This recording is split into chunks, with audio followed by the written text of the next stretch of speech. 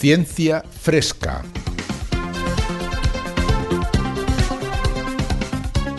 Un espacio de cienciaes.com para comentar las noticias de ciencia más interesantes de la semana. Con Jorge Laborda Fernández y Ángel Rodríguez Lozano.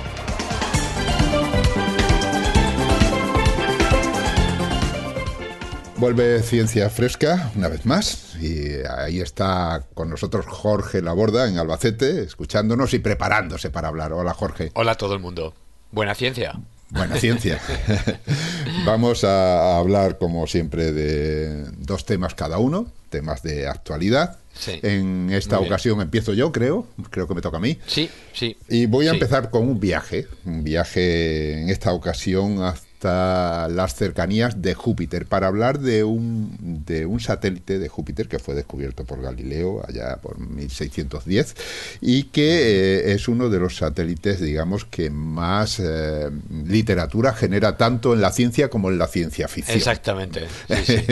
Me imagino que te referirás a Europa. Sí, ¿no? Exacto. Es Europa, es un satélite que desde hace tiempo pues se sabe que está cubierto por una capa helada, una capa que se supone que en su interior tiene un mar, un océano de agua líquida, un océano que puede ser tan grande como los océanos de la Tierra en cuanto a tamaño, y que, bueno, pues lógicamente ese océano no se puede ver, pero sí se puede examinar lo que aparece en superficie. Lógicamente la superficie está helada, pero ¿qué ocurre? Que ahí aparecen una serie de líneas que se piensa que son líquido que ha surgido a través de grietas por esa superficie helada y que ha dejado la impronta de lo que hay dentro allí. Entonces esas líneas tienen unos determinados colores, se observaron con la nave Galileo, también con los Voyager, y ahora se siguen observando desde la Tierra con los grandes telescopios. Bien, pues el contenido de esas líneas, o sea, el líquido o lo que sea que haya surgido por esas líneas y que luego se ha solidificado,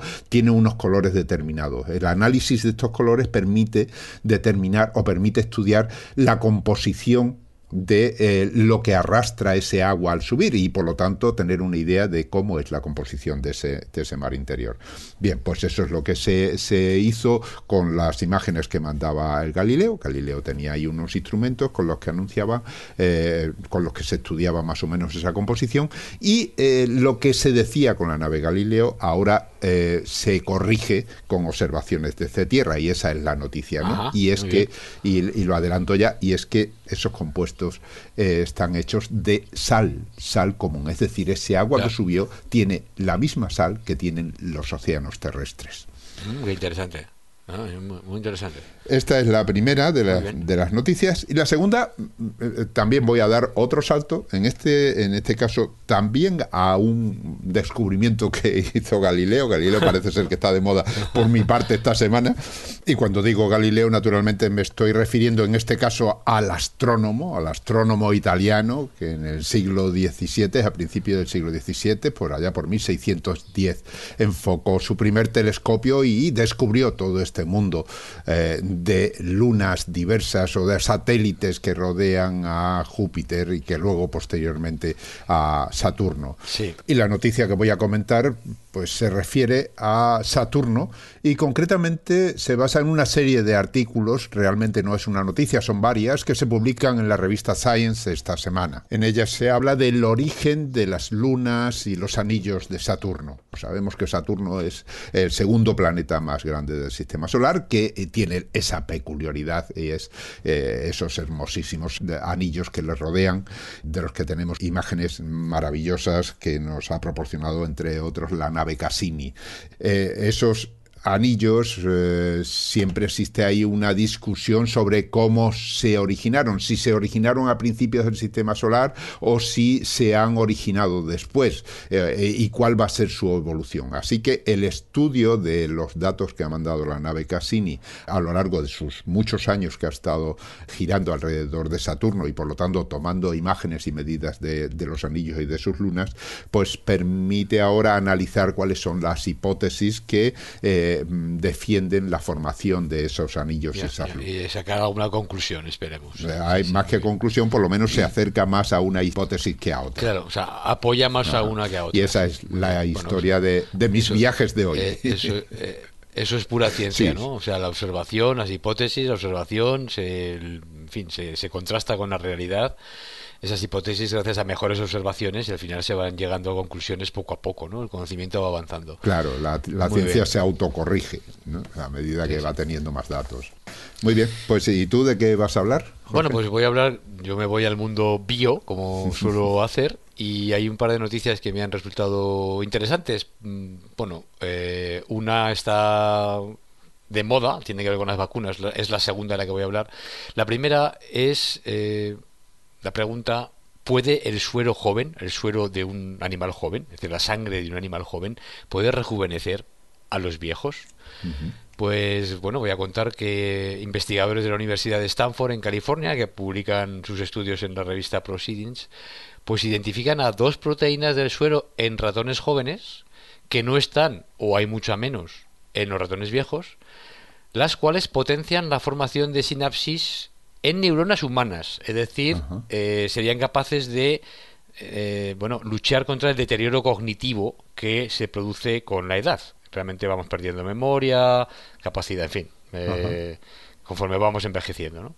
Entonces parece ser que hay un par de proteínas en el suelo, luego contamos cómo se ha descubierto y un poco también vamos a contar qué hipótesis había para explicar el deterioro cognitivo que se va produciendo con la edad, y que este estudio realmente pues proporciona una cuarta posibilidad, una de esas tres hipótesis aparece una cuarta gracias a este estudio.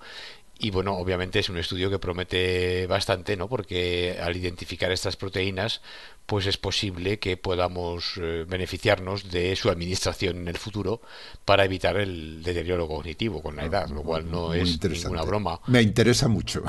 Sí, ¿verdad? A mí también, pero yo creo que tiene que ser muy interesante para todos, porque seguro que cuanto antes te lo des, mejor te va a ir en la vida. Y la segunda noticia de la que voy a hablar bueno, trata de las vacunas. Es un estudio que han hecho, un estudio bastante gigantesco, me parece a mí, que han hecho unos investigadores en centros británicos y de Holanda, estudiando las variantes génicas que existen en las personas y que afectan a la eficacia de las vacunas. Porque no sé si se sabe o somos conscientes del hecho de que cuando te dan una vacuna o te dan cualquier cosa, es decir, una administración de un medicamento o lo que sea, no a todo el mundo le funciona igual. Es decir, hay personas a las que una vacuna le va a resultar muy eficaz y hay otras a las que no le va a resultar tan eficaz, y hay otras a los que puede no resultarle nada eficaz. Entonces la historia es intentar encontrar las razones de estas diferencias, y las razones normalmente, pues siendo las personas como somos genéticamente distintas y siendo el sistema inmunológico como es dependiente del funcionamiento de genes, pues posiblemente están en los genes. Y lo que han hecho estos investigadores ha sido estudiar a 3.602 niños, que luego comentamos, para intentar averiguar qué variantes génicas están en el fondo de esta diferencia, y eso luego explicaremos qué importancia puede tener para mejorar el desarrollo de vacunas y para bueno, también mejorar la aceptación de las vacunas por la población, en fin, una serie de beneficios que están ahí como consecuencia de estos estudios. Así que eso sería el resumen de lo que vamos a contar, y ahora, si te parece, Pues vamos. pues puedes meternos más en detalle en el fondo de Europa, ¿no? Vamos al fondo de Europa. Vamos a despegar entonces hacia Júpiter. Vamos a ponernos un poco en contexto, porque Europa pues es un satélite de un tamaño muy semejante a la Luna, ligeramente más pequeño. Es uno de los 4 satélites galileanos, porque los descubrió Galileo cuando enfocó hacia Júpiter su recién inventado telescopio. Y bueno, pues es un satélite que siempre ha llamado la atención, ¿no? Porque tiene una corteza, como he dicho antes, formada por hielo de agua. E incluso pues las medidas que se han hecho, que se han podido ir haciendo, se sabe que existe también probablemente en el núcleo, tiene un núcleo de hierro y níquel, es decir, así como ocurre en la Tierra. Tiene también una atmósfera muy tenue de oxígeno, entre otros gases. Eso también es llamativo, porque muchas veces se asocia el oxígeno con la presencia de vida, ¿no? Sí, aunque mucho, en este caso pues se piensa que no es así, que se debe a la disociación del agua, ¿no? O sea que el agua ya sabemos que está formada por oxígeno e hidrógeno, y pues por efecto de las radiaciones del campo de radiación al que está sometido, porque lógicamente Júpiter es una fuente de radiación muy importante, pues se piensa que se disocia el agua, y como el hidrógeno es más liviano, pues se acaba perdiendo y queda ahí un enriquecimiento, un exceso de oxígeno. Claro. Bueno, esa es una de las explicaciones. También posibles, eso es. Luego, pues se sabe también que es un satélite que tiene una superficie muy lisa. De hecho, es la superficie más lisa del sistema solar. Es decir, no existen grandes montañas. La elevación más grande tiene a lo mejor un par de cientos de metros o poco más. Eso da una idea de que es una superficie relativamente joven. Es decir, que no ha tenido tiempo, que se va rehaciendo, y que al ser hielo, pues de alguna manera, pues esa fusión del hielo... ¿Esas elevaciones son también de hielo o hay alguna parte? Sí, son de hielo. La superficie es todo hielo. O sea, lo que se ha calculado, algunos de los cálculos que hay, y de hecho, bueno, ha habido una serie de artículos que se han ido publicando, investigaciones que se han ido publicando a lo largo de los últimos años. Hay que tener en cuenta que ya por allá, por los años 50, un autor de ciencia ficción, pero también físico, que era Arthur Clarke, escribió su famoso libro 2001, Una odisea en el espacio, en la que hablaba precisamente de la llegada o de la pasada cerca de Europa. Incluso en la Odisea 2 es allí donde tiene su protagonista todo el cúmulo de cosas que le suceden, y parte de la base de que ahí había alguna forma de vida bajo ese océano profundo. Bien, pues lo que se ha llegado a la conclusión de que está cubierto entonces el satélite por una capa de agua. De esa capa de agua se calcula que es del orden de 100 kilómetros de profundidad, que ya es, ¿no? Pero esos 100 kilómetros son todo hielo. Son agua, estoy diciendo agua. De esa parte hay una parte que es la parte superior, la que da al exterior, que es hielo,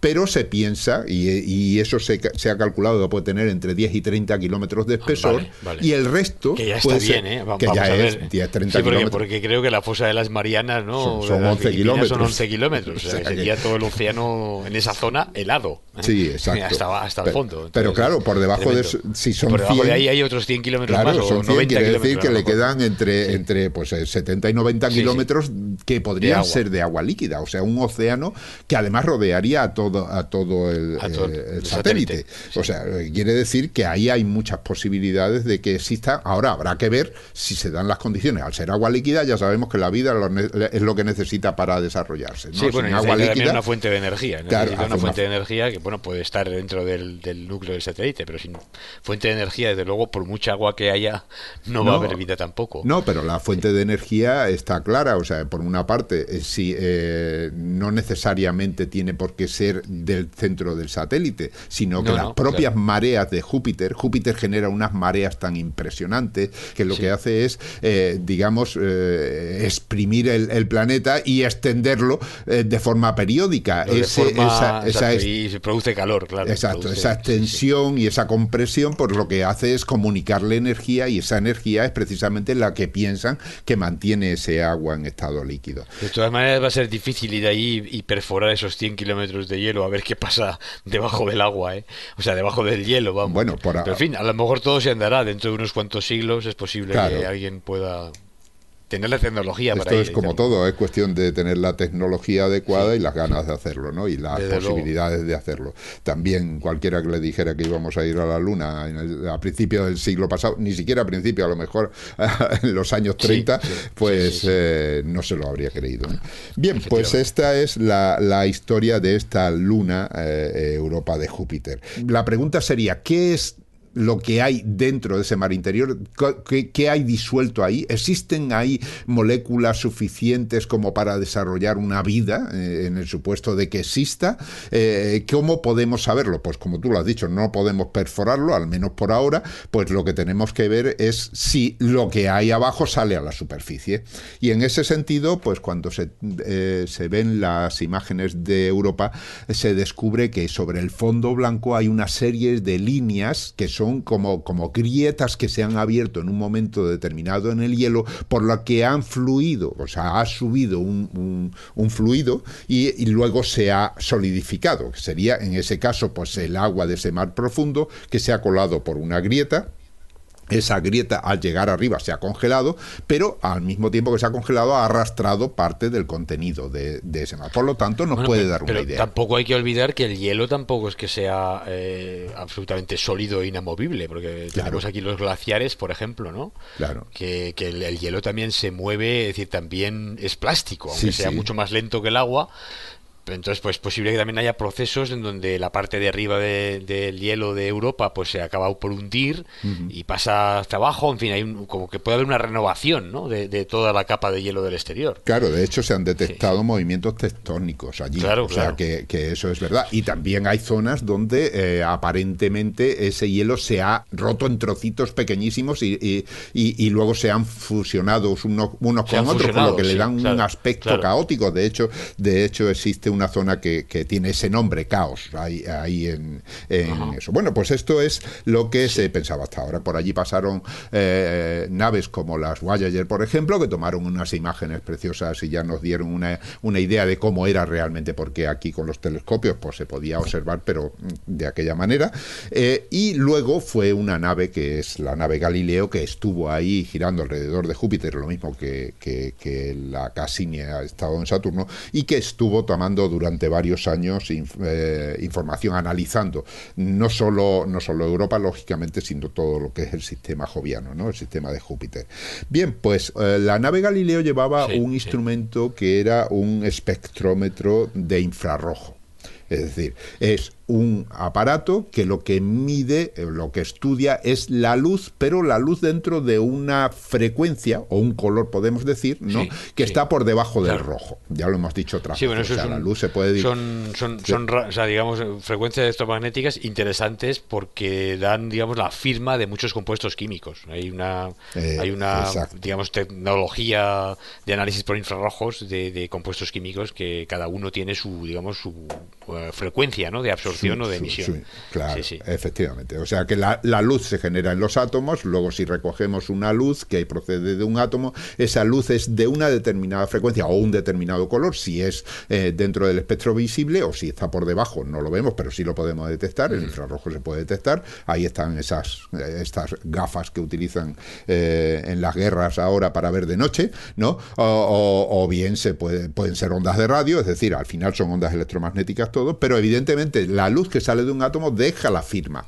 en esa luz que emite. Y por lo tanto, de un átomo o de una molécula. Un átomo, una molécula. Las propias moléculas también emiten en el infrarrojo. Es decir, ya átomos digamos, juntos entre sí formando sistemas moleculares ya más complejos. Bien, pues este espectrómetro de infrarrojo se utilizó para intentar averiguar, analizando la luz desprendida por esas grietas, es decir, ese supuesto fluido que había emergido desde el mar profundo a través de las grietas de Europa, y intentaron averiguar la composición, o por lo menos algunos de los elementos o de las moléculas que había ahí. Y ese análisis llegó a la conclusión de que se trataba de un cierto tipo de sales, que son sales de sulfato de magnesio. Estas sales se utilizan como sales de baño, o sea, son conocidas. Entonces, pero claro, esas evidencia, ¿no?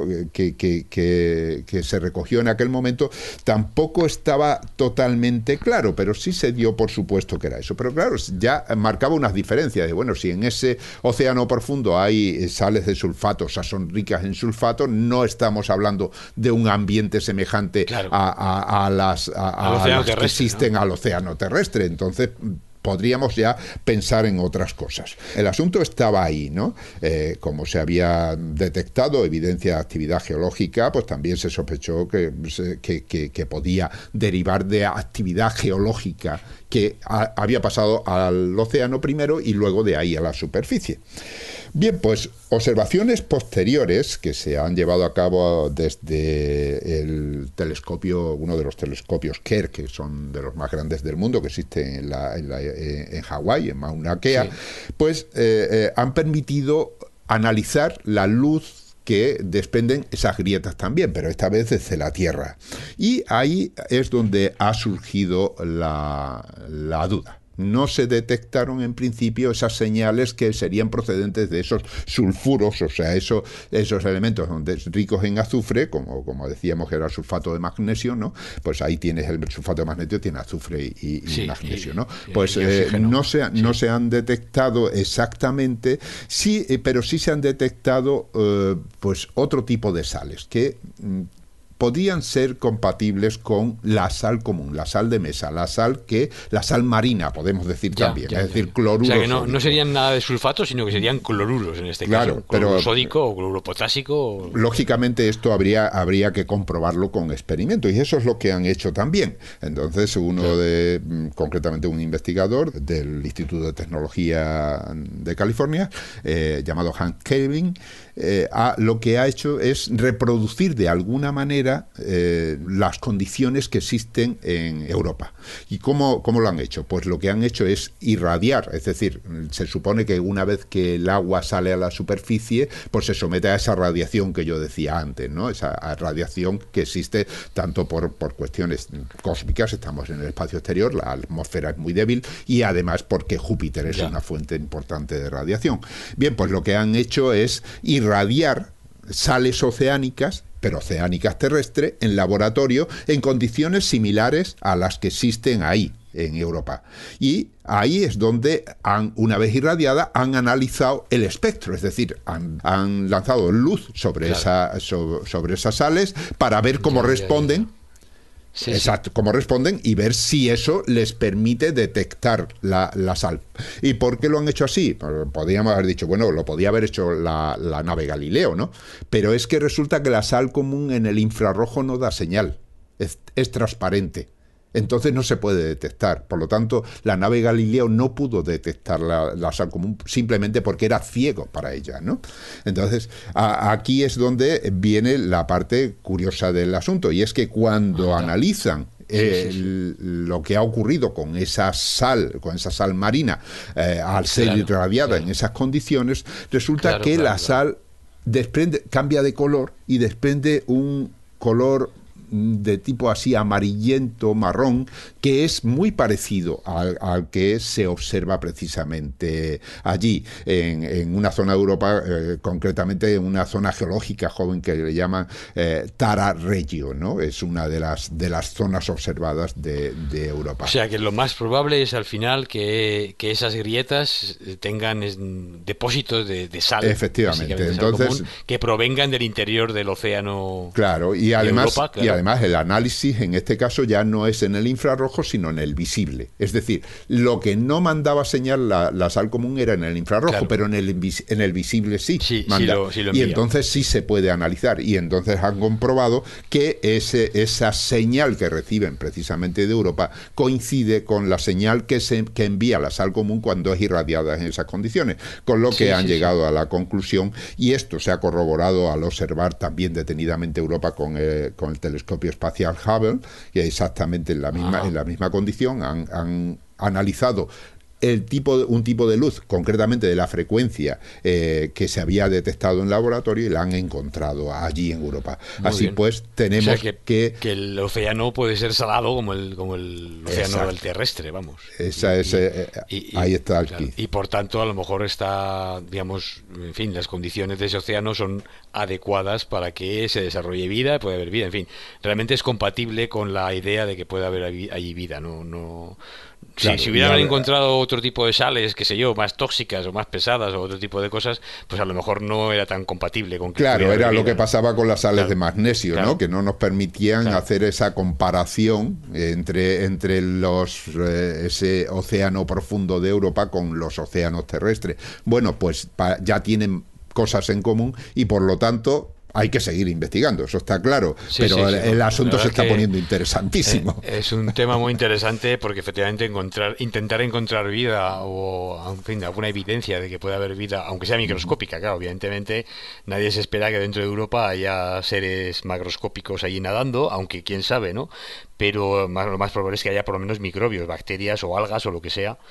Y bueno, eso desde luego sería un descubrimiento, en fin, monumental, por Sí, sí, supuesto. sí. Bueno, no sé, y no se sabe, bueno, sería ya. Descubrir vida ya es para saltar de alegría. Descubrir además una vida que sea de mayor tamaño, pues bueno, Ya bueno, eso ya sería sería tremendo, tremendo. sí, efectivamente. Bueno, pues esa es Muy la bien, historia. pues muy interesante, Ángel. Pues nada, si te parece, abordo Pues ahora la cambiamos de primera tema. noticia mía, que es esa que comentaba al principio de si puede el suero de los jóvenes rejuvenecer a los viejos. Bueno, rejuvenecer es muy fuerte, digamos, la palabra, ¿no? No quiere decir que nos vayamos a hacer más jóvenes y que nuestro aspecto vaya a ser rejuvenecido, sino que por lo menos no perdamos capacidades que sí que tenemos de jóvenes y que las vamos perdiendo conforme vamos haciéndonos viejos. Porque está claro que una de las características desgraciadas de ese envejecimiento, entre otras muchas, es además un deterioro cognitivo, por ejemplo, ¿no? Las Claro. capacidades intelectuales pues van disminuyendo. Además tenemos una mayor predisposición para tener enfermedades neurodegenerativas, en fin. Entonces, ¿por qué se produce este deterioro cognitivo? Pues hay varias hipótesis para intentar explicarlo. Una decía que la muerte de las neuronas es la que lo causa. Se van muriendo las neuronas con la edad y bueno, pues esto hace que perdamos esas capacidades. Sin embargo, hay investigaciones más recientes y más detalladas que indican que el deterioro de esas capacidades es mucho más a una disminución de las capacidades de las neuronas que a su propia muerte. Es Ajá. decir, son las neuronas las que también, digamos, envejecerían. Por ejemplo, ¿cómo podrían envejecer las neuronas? Pues formando menos cantidad de sinapsis. Las sinapsis son esas conexiones interneuronales que permiten la comunicación de información. Sí. Bueno, si tenemos menos sinapsis, las neuronas están menos interconectadas, la información fluye con más dificultad y esto, pues evidentemente, podría conllevar un deterioro cognitivo. Claro, o sea, tanto el flujo de información como el almacenamiento de información, ¿no? Porque Efectivamente, también nuestros recuerdos están ahí grabados gracias a esas sinapsis, efectivamente, ¿no? efectivamente. Con lo cual, bueno, pues eso podría ser. Y es verdad que hay estudios que han visto que las sinapsis son menores en ratones o ratas de laboratorio más mayores. Además, la función es también menor, es decir, esas sinapsis, digamos que no se activan con tanta alegría como cuando eran jóvenes, ¿no? Ujú. Porque las sinapsis además van variando, ¿no? O sea, Sí, que claro. eso es un proceso dinámico. Precisamente por eso podemos recordar o grabar cosas nuevas Y y olvidar. vivir experiencias Y nuevas y olvidar, que olvidar. también Y olvidamos, claro, olvidar. porque efectivamente Sí. las sinapsis que desaparecen, como tú bien has mencionado, se pueden llevar con ellas recuerdos que pueden ser más o menos importantes, ¿no? Entonces, ¿por qué las sinapsis podrían ser menos funcionales? Pues hay varias ideas también. Una de las ideas dice que hay mayor inflamación, que el mecanismo, el sistema inmune del que vamos a hablar luego con la otra noticia de las vacunas, pues se defiende, de alguna manera está manteniendo pues un estado de equilibrio, pero algo no funciona bien y esto se convierte en patológico. Lo cual esta inflamación pues lleva a la destrucción de la sinapsis, ¿no? Otra idea es que no se producen neuronas nuevas en el cerebro, porque esa también era una idea que antes se pensaba que era falsa, que había generación de neuronas nuevas. Y ahora se ha visto que sí que hay algunas zonas del cerebro concretas que pueden tener lo que se llama la neurogénesis, es decir, generación de neuronas, y que esta neurogénesis estaría afectada, disminuida en los animales mayores, y esta menor neurogénesis de alguna forma afectaría a la sinapsis en general del cerebro, ¿no? Bueno, en cualquier caso, estas son ideas. Otra más es que las neuronas se hacen mayores, se hacen viejas ellas mismas, y entonces, pues como se hacen más mayores, no tienen capacidad, digamos, de generar esas sinapsis, de generar esas prolongaciones de su membrana y de formar y de reformar, como has dicho tú, esas sinapsis. Bueno, entonces, ¿cuál es la correcta? Pues evidentemente esto es importante. Es importante saber qué es lo que está pasando de verdad, porque si deseamos detener el envejecimiento o el deterioro cognitivo, pues tenemos que saber qué es lo que está sucediendo de verdad. Porque si la primera idea es cierta, es decir, la inflamación, pues entonces lo que tenemos que hacer es evitar la inflamación. Si lo es la segunda idea, o sea, que está afectada por la neurogénesis, pues tendríamos que potenciar la neurogénesis. Es decir, ¿qué hacemos para que el cerebro continúe formando neuronas? Pero si resulta que lo que tenemos es que las neuronas envejecen ellas solas, cada una por su cuenta, pues tenemos que intentar frenar ese envejecimiento. Entonces, claro, ¿cómo intervenimos en el proceso de evitar el deterioro cognitivo? Depende de cuál es la causa de ese proceso, ¿no? Claro, y saber claro, cuál es, ¿no? Bueno, pues las investigaciones de momento no tienen muy claro. Y para complicar más la situación, resulta que hay estudios relativamente recientes que sugieren una cuarta posibilidad, además. Esos experimentos que han hecho, estos estudios, son experimentos que se llaman de parabiosis. ¿Eso qué es? Pues para significa poner al lado, ¿no? Estar al lado, y lo que hago es poner juntos dos organismos. Cojo a dos ratones y por métodos quirúrgicos les uno los sistemas circulatorios. Entonces los dos ratones tienen un mismo sistema circulatorio, la sangre se mezcla. Ajá. Y ahora puedo añadir, o sea, la sangre va a ser la misma para los dos, sí, y ahora puedo estudiar qué pasa, por ejemplo, si en el caso de que estos dos animales sean de distinta edad. Es decir, si un sistema circulatorio del joven con uno del viejo, ¿verdad? ¿Qué va a pasar? ¿El joven se va a hacer viejo o el viejo se va a hacer joven? ¿O los dos se van a encontrar en el medio? O sea, el sistema circulatorio es el que lleva la sangre. Entonces entiendo que los glóbulos rojos, por ejemplo, que van en la sangre, tienen una vida determinada, ¿no? Y se van generando también continuamente. Claro. Sí, efectivamente. Pero bueno, si los glóbulos rojos jóvenes, qué sé yo, transportan mejor oxígeno, pues a lo mejor el animal viejo va a tener mejor aporte de oxígeno y se va a poder ver algún efecto de eso, ¿no? Sí, claro. Como si la sangre tiene algún componente, por ejemplo, que afecte a las neuronas, las potencie o las proteja de morirse o de envejecer, pues si eso lo tiene el animal joven, vamos a poder a lo mejor determinar o ver el efecto en el animal viejo. Y esto es lo que ha sucedido. Lo que parece que indican estos experimentos es que el suero de los animales jóvenes, la sangre, si queremos, de los animales jóvenes, la sangre sería todo, ¿no? Glóbulos rojos y todo. El suero sería solo las proteínas, quitando las células de la sangre. Ajá. Bueno, pues ese suero contiene algunos factores, es decir, algunas proteínas que mejoran la función sináptica de los animales más viejos. Porque cuando introducimos sangre joven en los animales viejos, pues estos pierden menos la memoria, mejoran el aprendizaje, y además se ve, si analiza uno el cerebro, que el número de sinapsis aumenta. Con lo cual hay algún factor que efectivamente está teniendo un efecto sobre la formación de la sinapsis. O sea que entiendo que lo que tú decías, comparten, digamos, la misma sangre durante un tiempo, pongamos un ratón viejo y uno joven, y luego se separarán y se comprueba mediante test de estos que le hacen a los ratoncitos para saber si se mueven más por un laberinto o no, ¿no? Imagino que habrá sido así. Claro. Si recuerda, hay varios test, test muy interesantes, de la piscina de leche, por ejemplo, ¿no? Metes a un ratón en una piscina de leche, no ve el fondo y tiene que nadar por allí hasta que encuentra un sitio donde se puede subir. El sitio no lo ve, pero lo encuentra simplemente nadando al azar. Cuando llega y ve que ahí está su salvación, pues le podemos hacer un tratamiento, lo podemos sacar, dejar una semana fuera, volverlo a meter, a ver si se acuerda de dónde estaba el sitio, ¿no? Y entonces si se acuerda va directamente nadando a donde está, porque tiene las referencias, digamos, externas.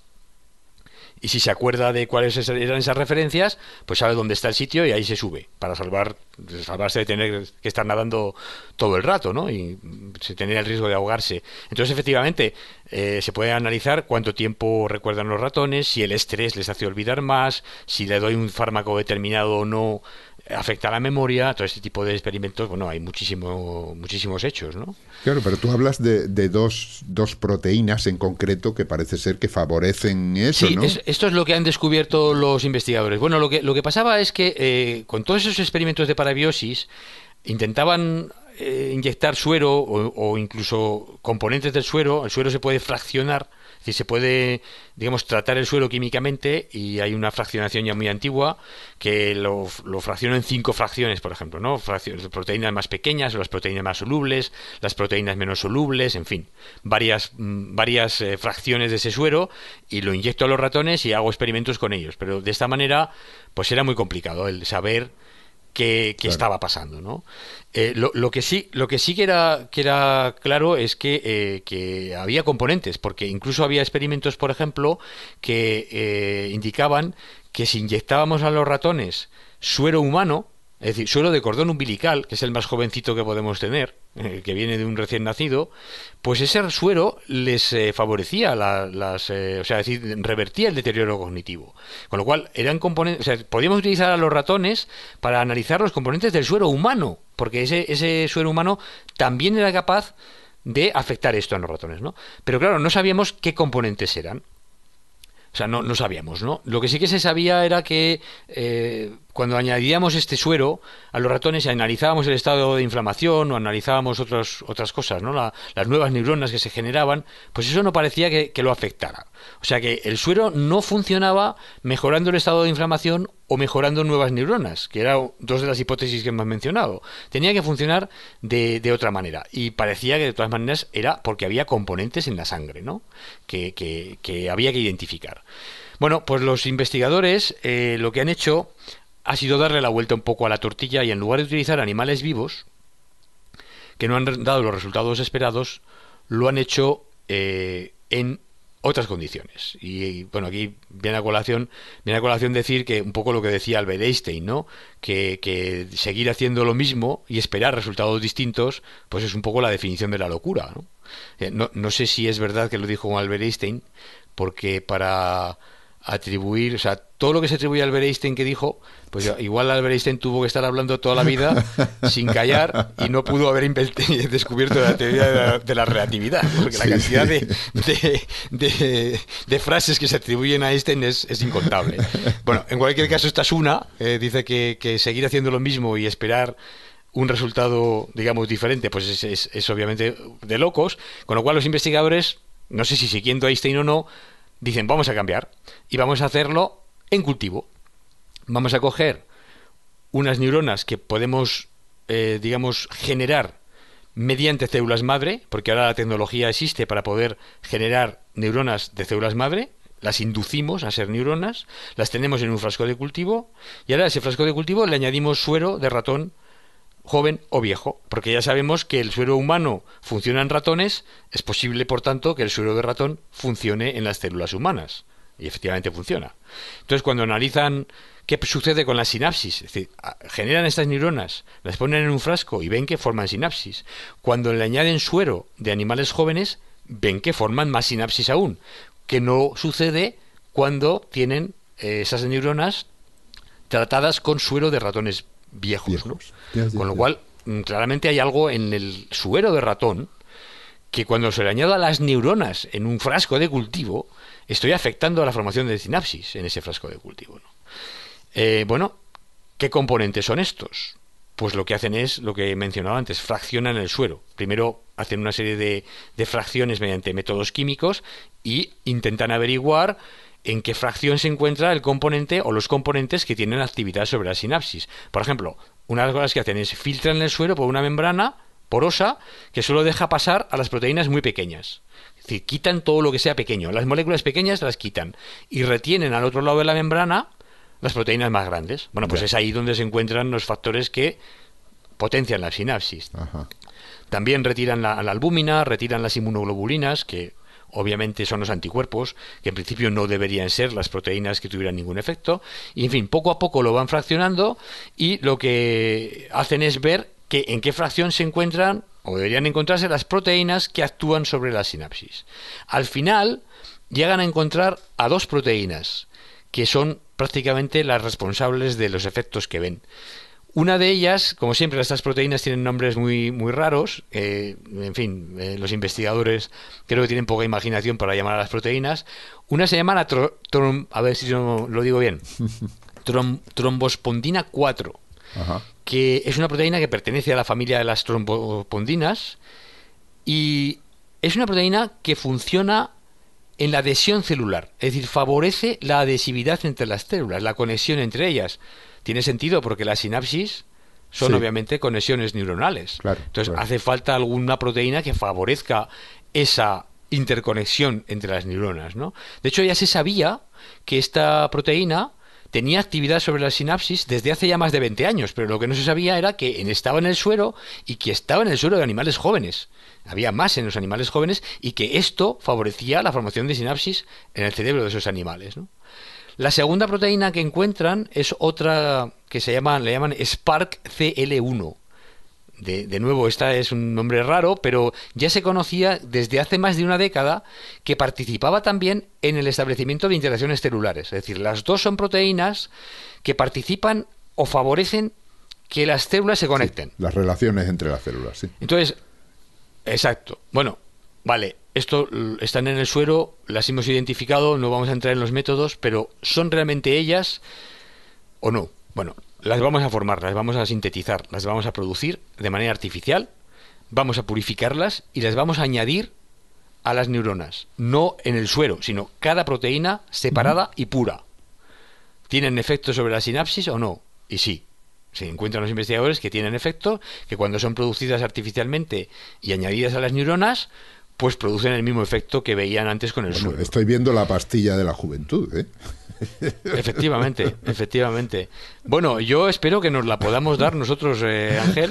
Nos vendría muy bien, porque nos permitiría, en fin, haciendo programas de ciencia fresca, pues la eternidad, ¿no? Tú imagínate.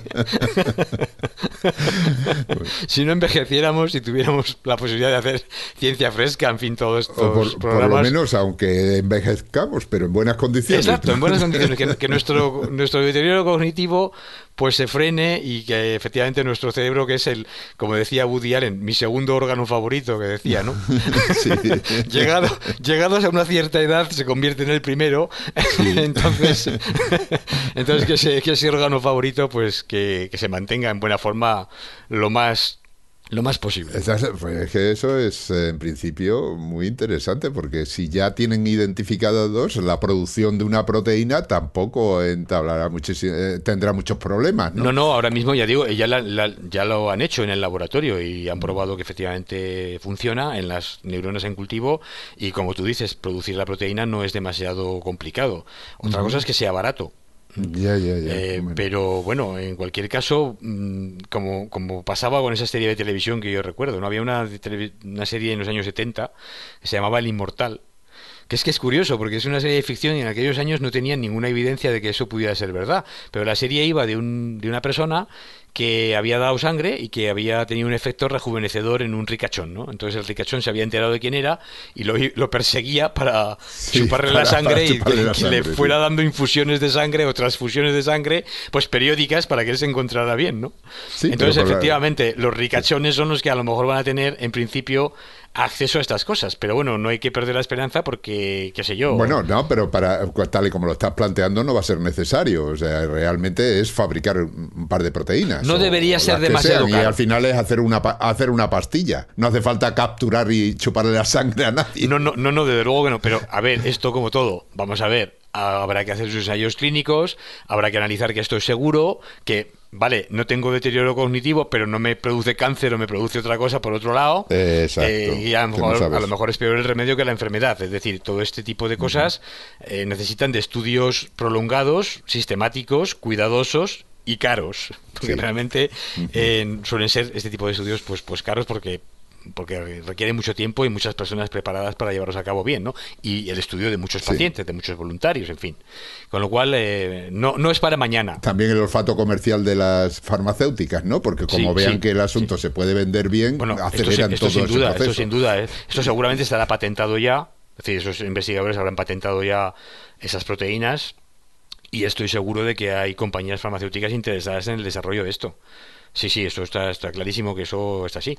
Y bueno, que tiene, obviamente, tiene su, vamos a ver, tiene no solo sus indicaciones a nivel de que yo no quiero hacerme viejo, aunque esté sano, es que tiene sus indicaciones para enfermedades Claro, neurodegenerativas claro. o para problemas que de personas que puedan efectivamente ser dependientes y que pues con este tipo de tratamientos podamos, qué sé yo, retrasar el Alzheimer o retrasar las demencias o retrasar problemas neurodegenerativos que vienen con la edad, ¿no? Claro. Y Sí, sí, obviamente sí. tiene un valor no ya solamente, digamos, para mantenernos en buena salud, sino para curar o puede por lo menos evitar el desarrollo de enfermedades o la progresión de enfermedades importantes, ¿no? Que además tienen un impacto social importante, un impacto personal, claro, importante y que, bueno, pues que son un gasto sanitario importante, ¿no? O sea que sin duda que aquí hay alguien interesado y esto se va a desarrollar en el futuro. Habrá que estar atentos. Esperemos que no nos hagamos demasiado viejos antes de que No, podamos. no sea demasiado tarde. Exacto. Antes de que podamos disfrutar de estos avances, ¿no? De acuerdo. Muy Muy bien. bien.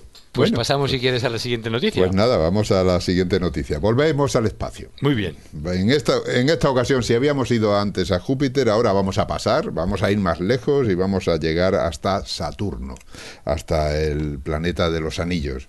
Ahí, como he dicho al principio, se acaban de publicar una serie de artículos, varios, en los que se habla precisamente de las consecuencias, digamos, de las investigaciones que se han llevado a cabo con la nave Cassini, que es una nave que se lanzó en 1997, que llegó allí al entorno de Saturno, creo que fue en el 2004, y que estuvo girando alrededor de Saturno y de todo su sistema hasta el 2017, lo cual ya se inmoló precisamente pues dejándola que se estrellara con Saturno, no estrellara, sino que quedara ya absorbida por él.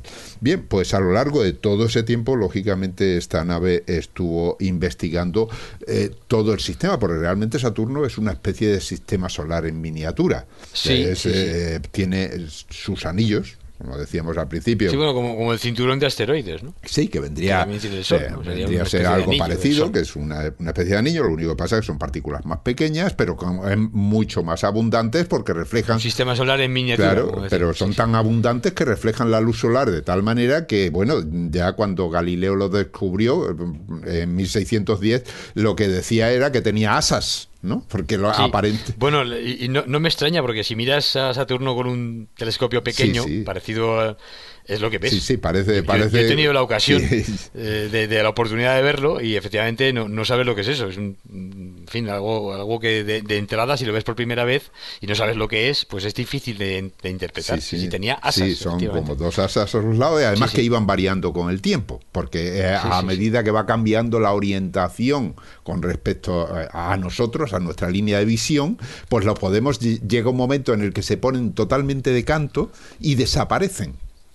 Que fue lo que le pasó a Galileo cuando lo llevaba observando varios años, ¿no? Y luego vuelven a aparecer porque los vemos por debajo, claro. ¿no? O sea, los vemos por encima y pasa por debajo, pero en un momento determinado desaparecen por En un completo. momento están como totalmente enfrentados hacia la Tierra, ¿no? Y es claro, no se ven, claro, es como una línea. Bueno, digamos, pues esos anillos que tienen además unas dimensiones imponentes, o sea que los anillos principales tienen una anchura del orden de 275.000 kilómetros, es decir, las 3/4 partes de la distancia entre la Tierra y la Luna serían la anchura de esos anillos. Y sin embargo, muy estrechitos, o sea, es decir, muy finitos. Claro, bien, pues claro. Eso es, por una parte, el sistema que tiene Saturno, pero claro, además, entre todo eso hay un montón de lunas, más de 60.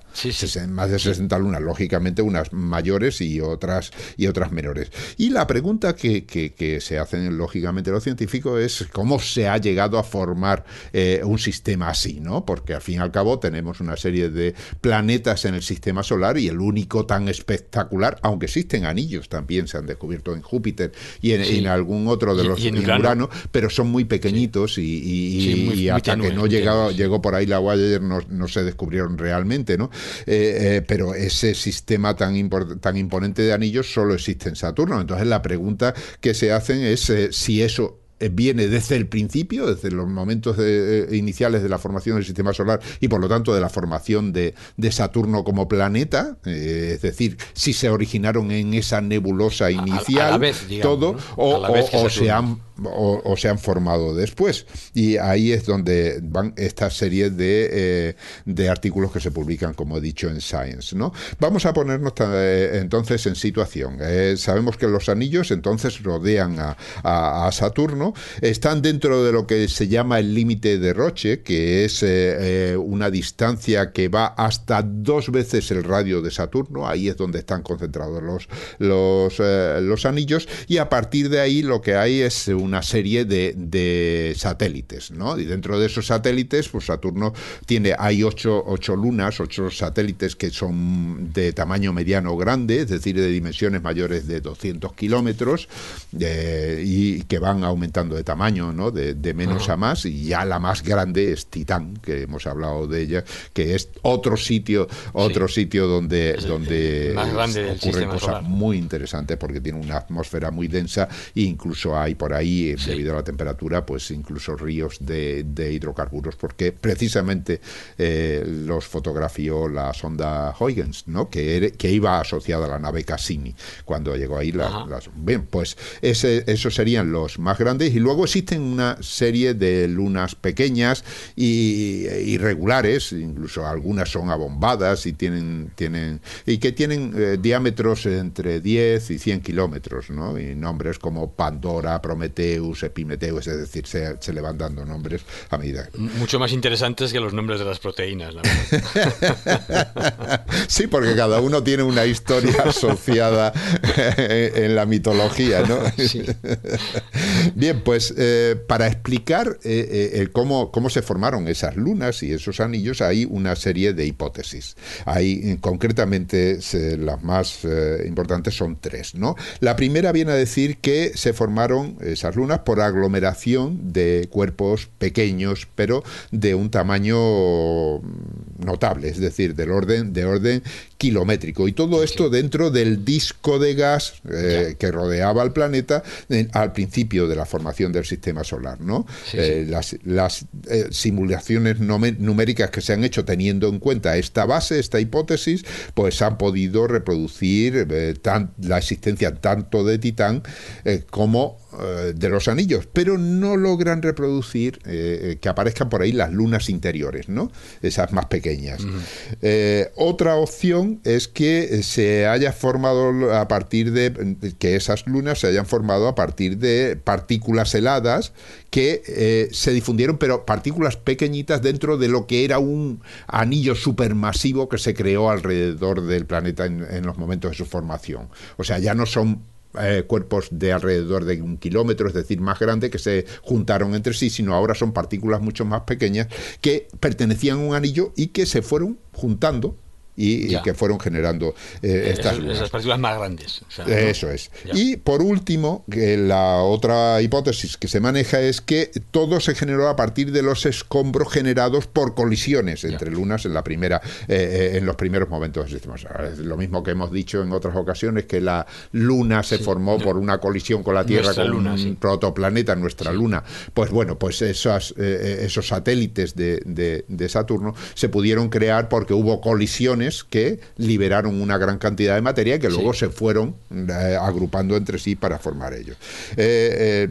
Lógicamente ahí hay una serie de componentes que entran en juego, es decir, hablaba antes del límite de Roche, es en el que hasta 2 veces el radio de Saturno se encuentran los anillos y después se encuentran las lunas ya mayores y demás. Bien, pero incluso ese límite de Roche depende de cómo sea el material que está formando los anillos. Es decir, no es lo mismo que si el material es roca que si es hielo. Si es hielo, ese límite es mayor, hasta un 40% mayor. Bien, pues los datos de Cassini han demostrado que debido a las mareas de Saturno, las órbitas de las lunas internas se expanden rápidamente. Es decir, que esa órbita que siguen las lunas se van expandiendo y como consecuencia pueden ir recogiendo material de los anillos y recortándolos, haciéndolo cada vez más pequeño.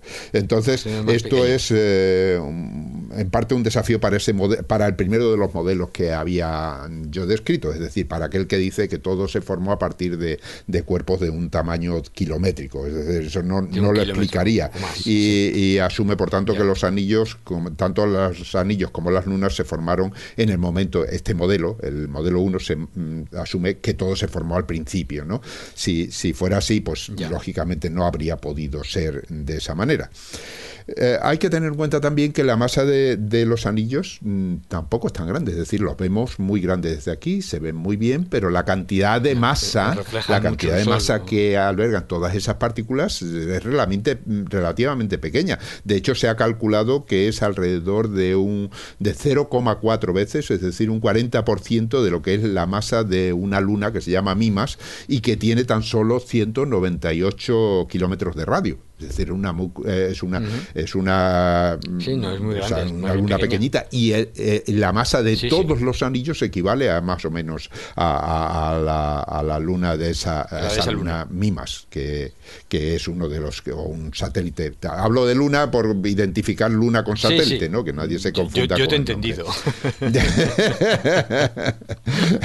Bien, pues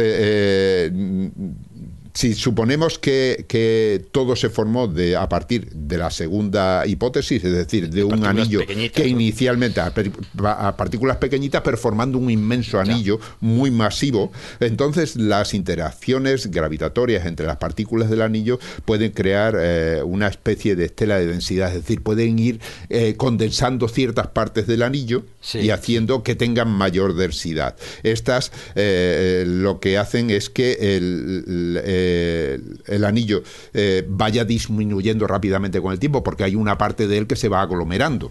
Claro. Entonces va formando otros cuerpos y entonces la cantidad de partículas que quedan en el anillo se debilitan.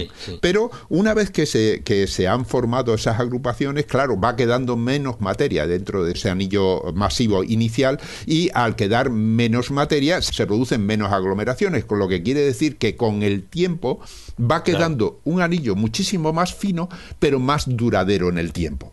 Con lo que esto explicaría que, aunque se formara ese anillo, es decir, esa segunda hipótesis, ese anillo masivo al principio, luego iría perdiendo densidad y se ha quedado de esta forma con una cantidad de masa muy pequeña, pero sí se originó en aquel anillo supermasivo inicial. Por lo tanto, eso daría la razón a la hipótesis número 2, ¿no? En cuanto a la tercera, supone que ha habido por ahí un choque tremendo, que supone que la intromisión de un cuerpo que a lo mejor iría por ahí errante, pues del estilo a lo que decíamos de la Luna, ¿no? Y que eso ha podido ocurrir en cualquier momento de la historia de Saturno, lo que quiere decir que los anillos no tendrían por qué haberse formado entonces hace 4.500 millones de años, que fue cuando se formó, digamos, esa parte del sistema solar, sino que han podido formarse mucho más tarde. Así que este es el juego más o menos de las hipótesis de lo que se van haciendo. Formarse más tarde. Ahí uno de los artículos sugiere además otra cuestión, y es que cuando se han analizado los anillos y se han hecho las simulaciones, ¿no? Donde van apareciendo una serie de zonas limpias de materia, y por eso los anillos, cuando decimos, no hablamos de un anillo, sino de anillos, porque tiene anillos concéntricos que van separados por zonas oscuras o zonas donde...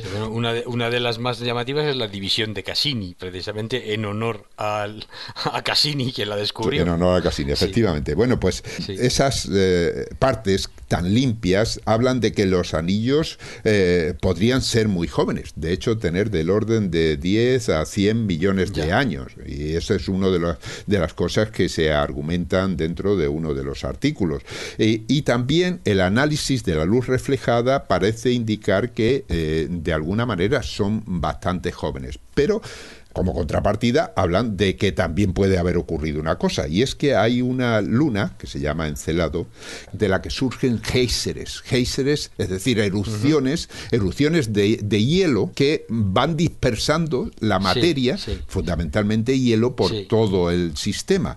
Esas erupciones, esos géiseres, lo que hacen es dispersar esas partículas por todo el anillo. contaminando todas las partículas del anillo, es decir, recubriéndola, tanto eso como las lunas, como el resto de las lunas, de un material que ha sido lanzado recientemente. Claro. Y por lo tanto puede hacernos pensar, al analizar precisamente las imágenes que la Cassini recogió de todas esas lunas, pueden hacernos pensar que son más jóvenes de lo que son en realidad, cuando en realidad es una superficie la que es más joven, ¿no? Solo es la superficie. Solo es la superficie. Entonces, por una parte, si consideramos que todo está hecho de ese material joven, a lo mejor tienen de antigüedad solo 10 o 100 millones de años. Pero si lo que está es recubriéndolo una capa joven, no podemos decirlo. Pueden ser muchísimo más antiguas, ¿no?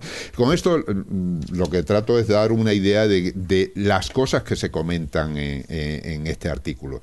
Realmente no es que se llegue a una conclusión concreta, ¿no? O sea, sino simplemente se van aportando pues posibles soluciones a los enigmas que plantean cada una de las hipótesis. Parece ser que el anillo masivo inicial tiene más papeletas que la primera opción, y la formación de un anillo posterior debido o bien a colisiones o bien a productos de las propias lunas, la que también podría justificar lo que ahora se ve. Pero quedan en el aire, por supuesto, muchísimas preguntas todavía, ¿no? Muchas cosas todavía, sí.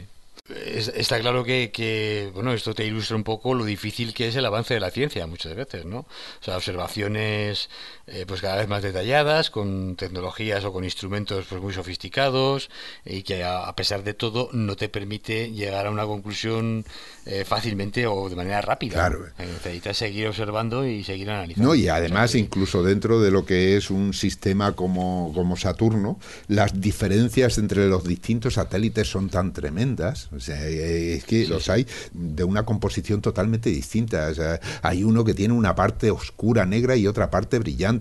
Hay otro que está formado por, como decíamos, de Europa, ¿no? Es como una bola de hielo de la que surgen géiseres, como hemos dicho, Encelado. Hay una fauna tremenda de satélites. Hay algunos que pastorean, que le llaman pastores, precisamente porque van recogiendo todas esas partículas de los anillos y van dejando tras de sí esa franja libre de partículas. Como decías, es un sistema solar en miniatura, ¿no? Pero muy interesante.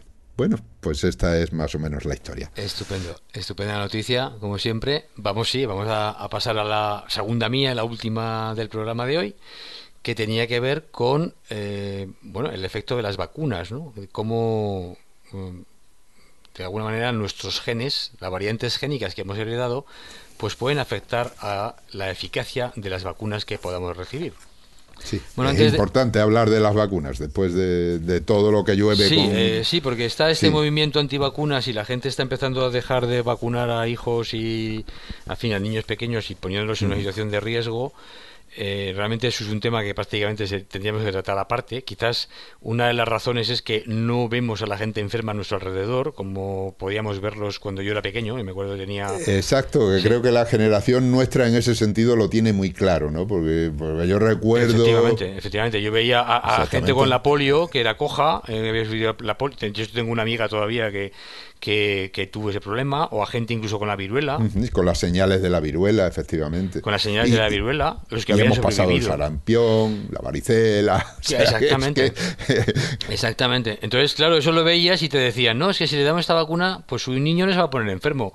Los padres, evidentemente, iban locos, ¿no? Por vacunar al niño. Ahora, como ya nos hemos vacunado todos, pues eso no lo vemos. Y pensamos como que esas enfermedades, no sé, algunos pensarán, ¿no? Que es que se las ha inventado alguien para poner la vacuna y ganar dinero poniendo vacunas. Y las enfermedades no se las ha inventado nadie, estaban ahí, y si no seguimos poniendo vacunas, vuelven a surgir, como está claro con las epidemias de sarampión, ¿no? Que estamos viendo en Europa y en Estados Unidos, que están resurgiendo porque la gente ha dejado de vacunar. Y bastaría con mirar estadísticas y ver la cantidad de muertes que se producían antiguamente con todas esas enfermedades para que se le ponga a uno la piel de gallina, ¿no? Sí, totalmente. Y bueno, de hecho las enfermedades que todavía no tienen vacuna, como por ejemplo la malaria, pues causa millones de muertes al año. O sea que si no hay vacuna, la enfermedad infecciosa mata a muchos millones de personas al año. Y por eso la vacunación salva a millones de vidas cada año. Lo que pasa es que como se han salvado y no han sufrido la enfermedad, no lo saben.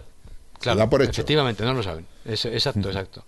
Bueno, fíjate, solo hay 26 vacunas para enfermedades graves. No hay cientos y miles de vacunas, no. Solo la Organización Mundial de la Salud cataloga 26 vacunas. Hay investigación para más vacunas, pero todavía no se han puesto en marcha otras que deberían estar, ¿no? Que deberíamos tenerlas, pero que no es tan fácil poner una buena vacuna.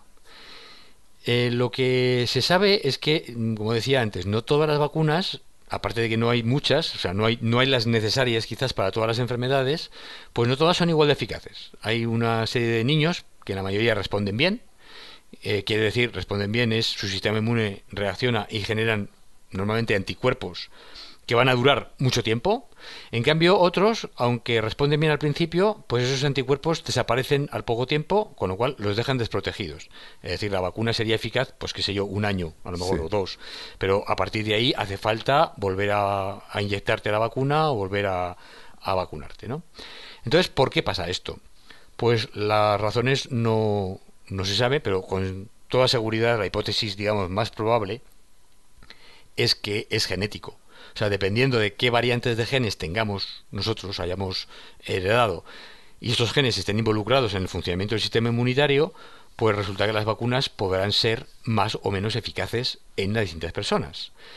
Además, claro, es que la eficacia o las diferencias en esta eficacia se deben también al hecho de que las vacunas pues son vacunas. O sea, no son todo el microorganismo. Hay unas vacunas que sí que, digamos, utilizan microorganismos atenuados, que son más o menos, digamos, poco virulentos, pero en general una vacuna de hoy pues es un componente de un microbio.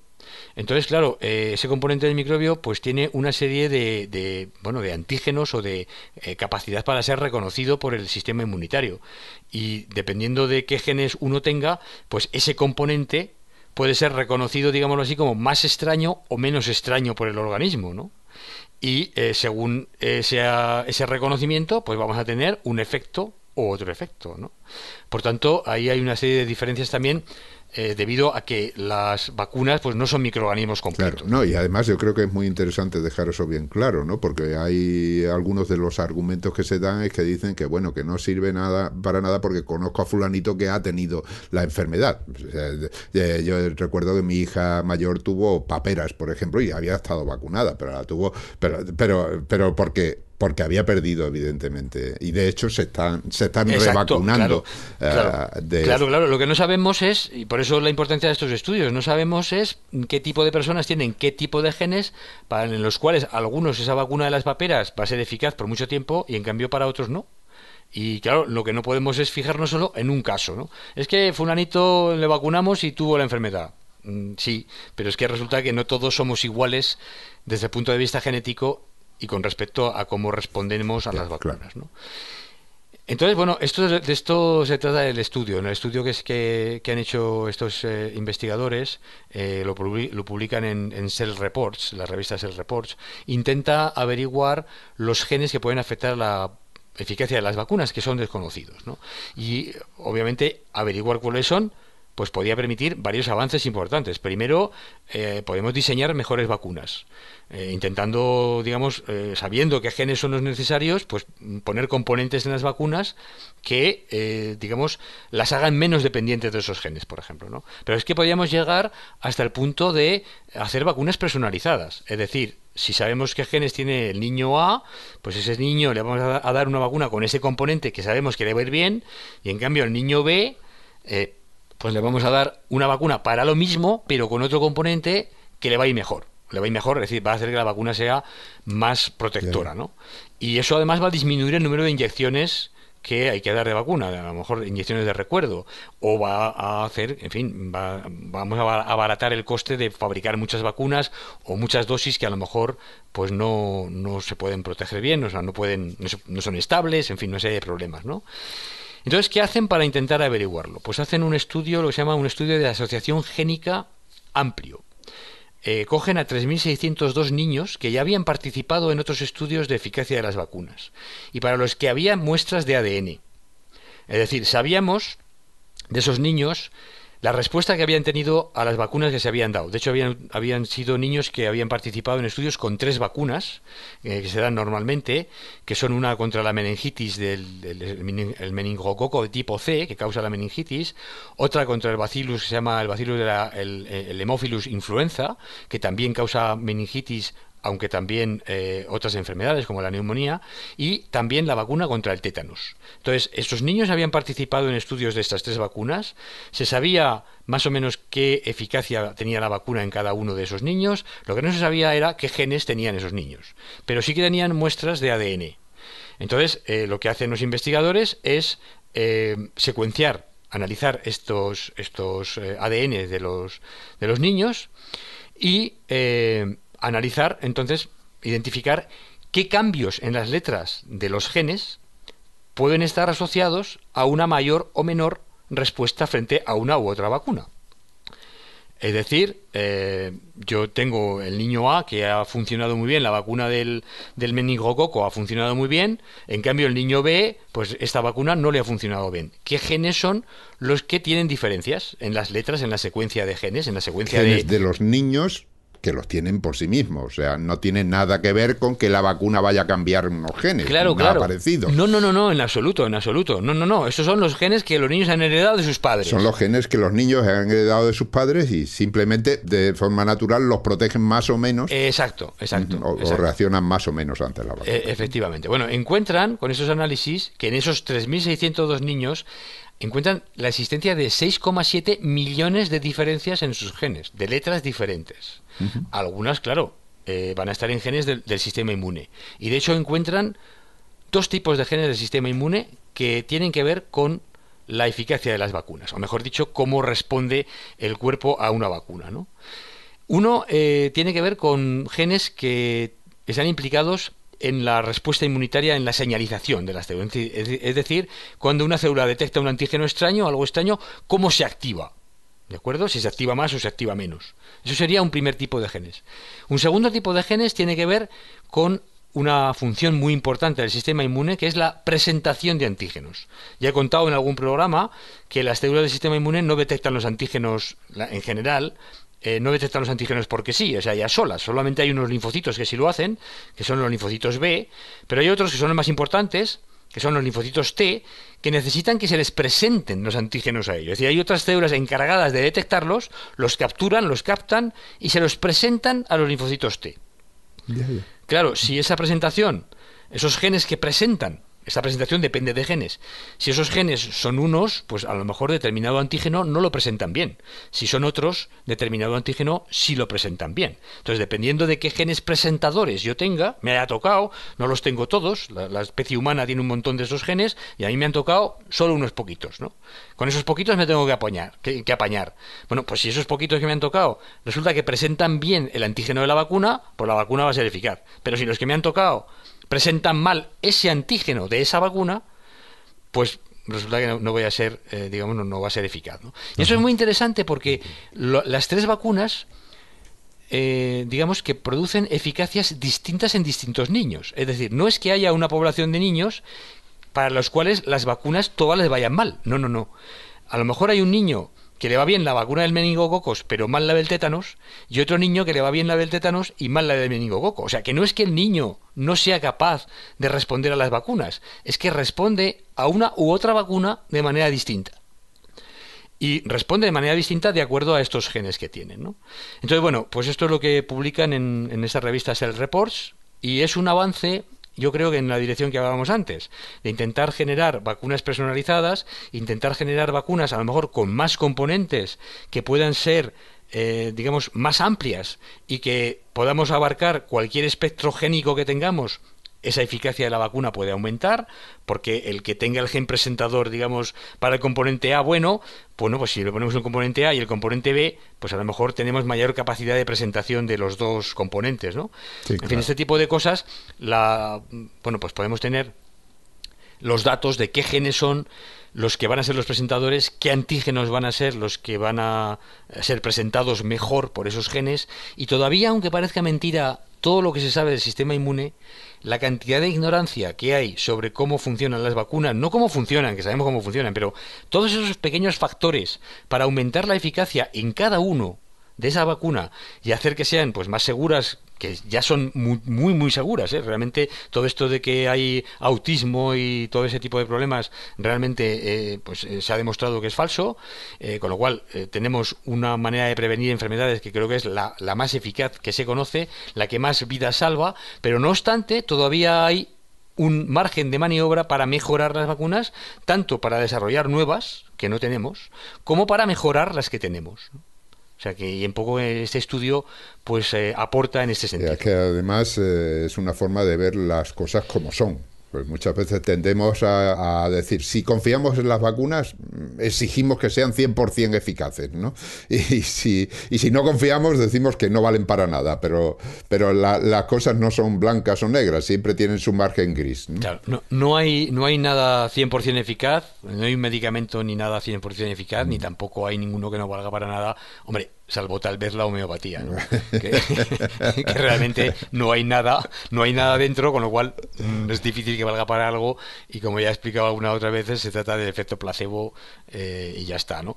Pero vamos, un medicamento, digamos, serio o una vacuna seria, pues efectivamente el 100% no existe, pero nos podemos ir acercando. Claro. Es decir, si vamos averiguando qué factores son los que hace que esa eficacia no sea el 100%, por qué hay niños o personas en las cuales esa vacuna no funciona, y averiguamos por la razón, pues podremos generar vacunas más eficaces para esas personas. Claro, cada vez más eficaces, subiendo ese porcentaje. Muy bien. Y que en este caso está muy bien porque nos protegerán a todo, es decir, la inmunidad, digamos, de manada, ¿no?, que se llama. Es decir, si vacunamos a muchas personas, pues incluso los que la vacuna no ha sido eficaz van a estar rodeados por personas para las que la vacuna sí ha sido eficaz, con lo cual no van a estar contagiados y también van a estar protegidos, ¿no? Es una protección, digamos, social. Claro, si aumentamos la cantidad de personas protegidas, pues aumentamos la protección para todos. Claro, si no hay personas que estén enfermas a tu alrededor, lógicamente Exacto. Tú no vas a coger la enfermedad. Exacto. Ahora, la cuestión está en si no te vacunas, estás contagiándote tú y a todos los que a tu alrededor no estén vacunados. Efectivamente. En fin. Bueno, pues muy bien. Muy bien, bueno, pues un programa más. A ver si dentro de un par de semanas tenemos otro, ¿de acuerdo? Yo creo que lo conseguiremos. La cosa se está aclarando un poco de cara al verano, por lo menos en lo que a mí respecta, y podemos dedicar el tiempo a hacer buenos programas, porque bueno, hay que documentarse, explicarlo. Yo creo que tenemos que hacer un trabajo de calidad, y si no lo hacemos. O sea, lo mejor que lo podamos hacer, porque si no, yo creo que no merece la pena. Bueno, pues ahí estaremos, así que volveremos dentro de un par de semanas aproximadamente, y sigue Ciencia Fresca. Así que yo creo que nos despedimos ya. Muy bien, un saludo para todos y hasta el próximo programa. Pues un saludo a todo el mundo y buena ciencia. Eso, buena ciencia. Adiós, Ángel, un abrazo. Adiós, un abrazo.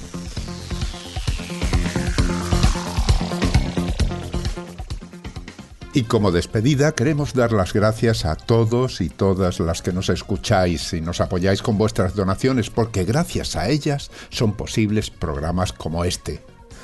Desde aquí enviamos un saludo agradecido a Julia Dolores Martínez, a Sonia Muñoz, a Maximiliano Miglín y a Marta Milagros Salesa. Muchas gracias por haceros mecenas y por colaborar al mantenimiento de cienciaes.com. Y si te gusta este programa y quieres colaborar, ya sabes que es muy fácil. Solamente hay que visitar cienciaes.com y pulsar el botón de donar. Muchas gracias.